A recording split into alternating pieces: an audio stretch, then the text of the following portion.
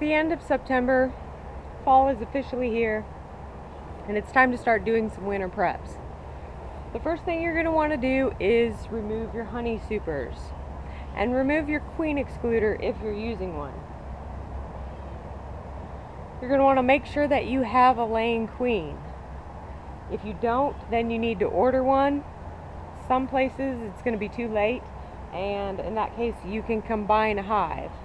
If you have a weak hive that you don't think is going to make it through the winter, it's a good time to combine hives as well.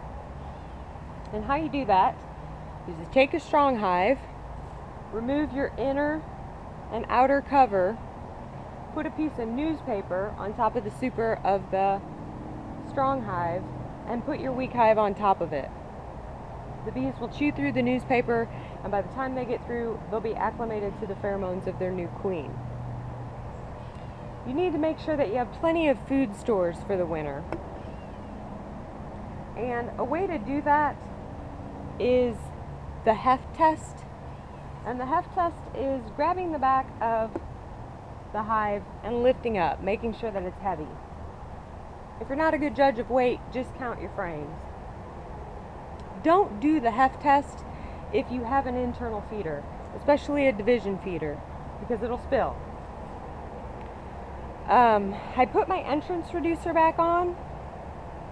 When you put your entrance reducer on, make sure that the opening is facing upwards.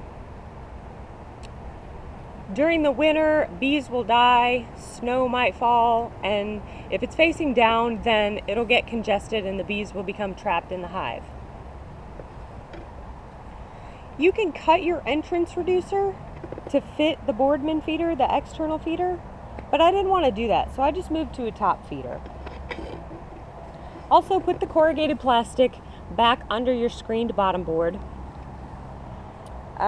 Ventilation is really important because as the bees cluster and create heat, they're going to create condensation, which can drip on them.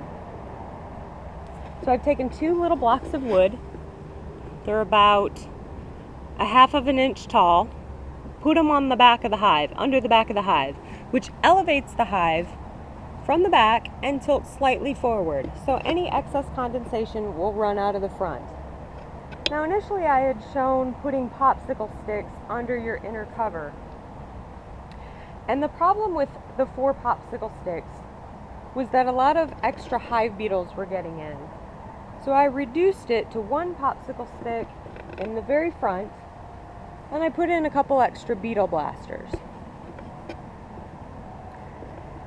Now, as it gets a little bit colder and the activity dies down, I'm going to put on the mouse guard. And the mouse guard is going to keep mice from chewing through the wooden entrance reducer and destroying your hive. Later, I'm only going to be checking every couple of weeks, but probably in 4 weeks or so, I'll adjust frames as needed. During the spring and summer, if I find the order to be strange, I just respect that and put the frames back exactly where I found them. But in the winter, things need to be in a very particular order, and sometimes the bees will take care of that sufficiently, and sometimes you'll need to move things around. Their food stores need to be in the top and middle boxes. If the food stores are in the lower boxes, the bees will starve to death before they break and go below the cluster to access their food. So I'm going to put the brood in the bottom boxes, the honey in the top. Now I have a lot of extra winter stores right now.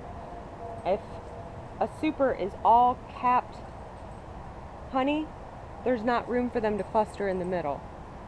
So if I find that these boxes are all capped honey, then I'm going to have to probably pull a couple out of the middle, put in some empty comb, and go ahead and extract that honey. But if there's some that isn't fully capped honey, then I can put those in the middle, and then I can cluster around that. So until then, I'm just going to be checking on my queen every couple of weeks, managing the hive beetles, and making a grease patty for the winter, which I'll do a video on how to make a grease patty. But until then, just let them do their thing.